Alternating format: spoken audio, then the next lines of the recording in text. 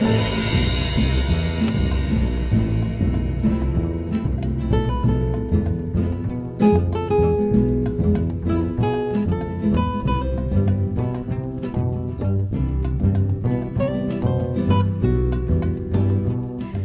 à tous, parents parfaitement imparfaits, et bienvenue dans la vidéo de conseil avec Marie-Jeanne Trouchot.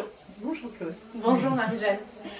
Notre question du jour est comment demander pardon en tant que parent parfaitement imparfait à son enfant lorsqu'on se trompe. Alors, je suis un peu précise. Je ne suis pas d'accord avec l'idée de demander pardon. Je pense qu'il est important de reconnaître qu'on s'est trompé et de dire, ben là, je suis désolée, j'ai fait une erreur. Mais demander pardon suppose que l'enfant soit actif et réponde à cette demande de pardon.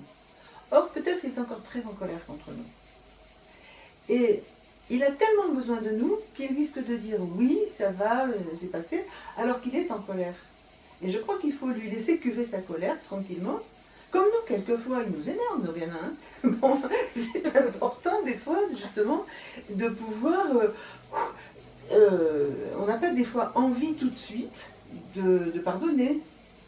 Donc, je serais plus pour dire à l'enfant, tu vois, bon, ben, je me suis énervée, je n'aurais pas dû, mais ça m'arrive. Ça peut t'arriver aussi d'être imparfait. Moi aussi, je suis imparfait ou imparfaite. D'accord, j'aurais pas dû dire ce que je t'ai dit. Je te présente mes excuses, mais pas je te demande de m'excuser, ni je te demande pardon. Ce qui rend l'enfant est quelque part obligé de répondre à cette demande. Et je pense qu'en même temps, on peut reconnaître qu'on a fait une bêtise, mais surtout, il ne faut pas s'écrouler. Je suis désolée, oh là là, mon chéri, je t'ai pas trop fait mal, etc. Parce que l'enfant a besoin d'un parent solide. Il a besoin aussi de vérifier que c'est pas parce qu'on a fait une bêtise qu'on perd toute crédibilité. Donc, nous pouvons reconnaître avoir fait une bêtise sans pour autant devoir racheter quelque chose. Donc, reconnaître, oui. Ben oui, j'étais énervée, je t'ai dit quelque chose que j'aurais pas dû te dire. C'est vrai. Bon, mais maintenant, on va y réfléchir. On reste parent. On reste solide. On reste l'adulte. Ça ne veut pas dire un adulte qui a toujours raison, mais un adulte qui ne s'effondre pas, justement, lorsqu'il a fait une bêtise.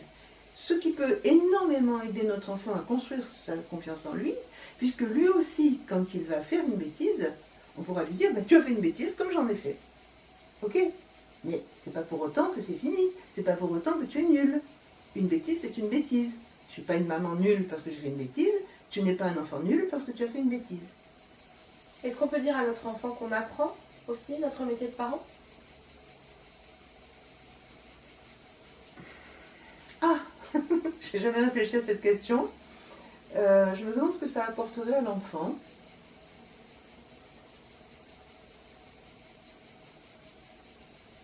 Quel intérêt tu y vois? Pardon. Du coup, vu qu'on est des parents parfaitement imparfaits et que être parent, on le devient, et qu'on a besoin de pouvoir acquérir des compétences de parents tout au long de notre parentalité, que nos enfants nous aident aussi et nous permet de nous développer en tant qu'être humain, est-ce qu'on peut dire à notre enfant, voilà, je me suis trompée, et moi aussi j'apprends, et il est important d'apprendre toute notre vie. Dans ce sens-là, oui. Dans ce sens-là, dit comme ça, oui. Mais il faut faire attention que l'enfant ne nous sente pas faibles. Il ne faut pas qu'il nous sente rigides, coincés, ayant pas raison, c'est certain. Mais l'enfant n'a pas à se préoccuper de notre apprentissage. Donc la faille, montrer que nous sommes des êtres humains avec des failles, n'est pas bénéfique pour l'enfant? Si, c'est ce que je disais. Montrer que nous sommes des êtres humains avec des failles, que pour autant on ne perd pas confiance en nous, Oui. ça va entraîner le fait que lui ne perdra pas confiance en lui quand il aura une faille. Ça, ok, complètement.